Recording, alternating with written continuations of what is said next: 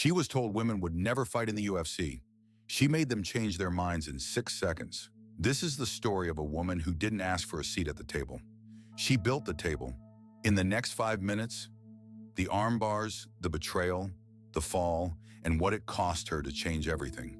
Before the fame, before the movies, before Dana White said her name like he invented her, there was a girl in a judo gym in Los Angeles and an obsession that would consume everything she loved.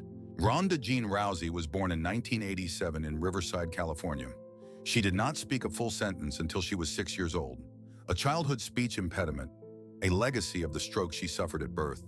Her mother, Anne Maria DeMars, was the first American to win a World Judo Championship.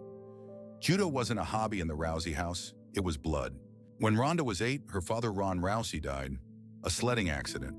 She watched her mother put grief in a box and get back on the mat, so Ronda did the same. By 17, she was on a plane to Athens, the 2004 Olympics, the youngest judoka, any gender, to represent the United States. She didn't medal, but she learned something about herself. She loved the pressure. Beijing 2008, she won the bronze medal, the first American woman to medal in Olympic judo in over a decade. She cried on the podium, not from joy. She wanted gold. After Beijing, she was broke, sleeping in her car, bartending. The Olympic bronze meant prestige. It didn't pay rent. She needed a new arena. She walked into an MMA gym with one weapon, the armbar. She had never thrown a punch in competition. Her first professional fight lasted 25 seconds. One armbar, then another, then 6. 6 consecutive professional victories, all by armbar, all in the first round. Not one opponent made it out. She won the Strikeforce Women's Bantamweight Championship.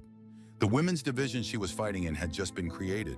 For her, she was already outgrowing it. Dana White had been unambiguous. Women will never fight in the UFC. His words on record, repeated. He was the most powerful man in combat sports, and he was wrong. In 2012, Dana White reversed himself. The UFC would sign women, one woman specifically, Ronda Rousey. The man who said never was now calling her the future of the sport. UFC 107 February 2013, Rousey versus Liz Carmouche, the first women's fight in UFC history. 61 years after the organization's founding, she submitted Carmouche in 59 seconds. She was the UFC Women's Bantamweight Champion, the first in history, a title that didn't exist 2 years earlier, because she forced it to exist. 6 title defenses. Miesha Tate, armbar, 3rd round. Sarah McMahon, liver shot, 66 seconds. Alexis Davis, ground and pound, 16 seconds. She wasn't just winning, she was demolishing. She appeared on the cover of ESPN magazine's Body issue. She starred in the Fast and Furious franchise. She was on late-night television, on SNL, Sports Illustrated, Time magazine. She was the most famous athlete on earth. UFC 193 Rousey versus Holm sold over 1.1 million pay-per-view buys. She was the UFC's biggest draw, bigger than any fighter, male or female, the organization had seen in years. Nobody had beaten her in MMA. Nobody had come close. The narrative was fixed. Ronda Rousey does not lose. Narratives are the most dangerous thing in combat sports. Holly Holm arrived with a 12-fight win streak and a boxing pedigree that nobody in the Rousey camp took seriously enough. She was a former world boxing champion. She could punch. November 14, 2015, Melbourne, Australia. 56,214 people in Etihad Stadium, the largest crowd in UFC history at that time. And something felt different. 2nd round. Holm circled, patient. Then, a left head kick. Rousey went down. The most famous fighter on the planet was on the canvas in Melbourne, and 56,000 people went silent. She admitted later that in the moments after the fight, sitting in the hospital alone, she thought about whether her life was worth continuing. Those were her words, not ours. 13 months later, she returned. UFC 207, Amanda Nunes, the new champion. Rousey hadn't spoken publicly. She trained in silence. The world was watching. 48 seconds. Nunes finished her in 48 seconds. The same efficiency Rousey had shown her opponents. Visited upon her. The circle closed in less than a minute.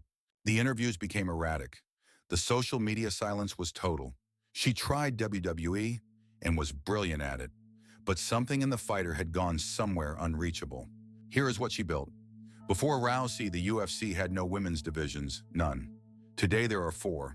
Every female UFC fighter who has ever walked to that octagon walks through a door she forced open. Amanda Nunes, Valentina Shevchenko, Zhang Weili, Juliana Pena, champions who came after, champions who came because the conversation changed.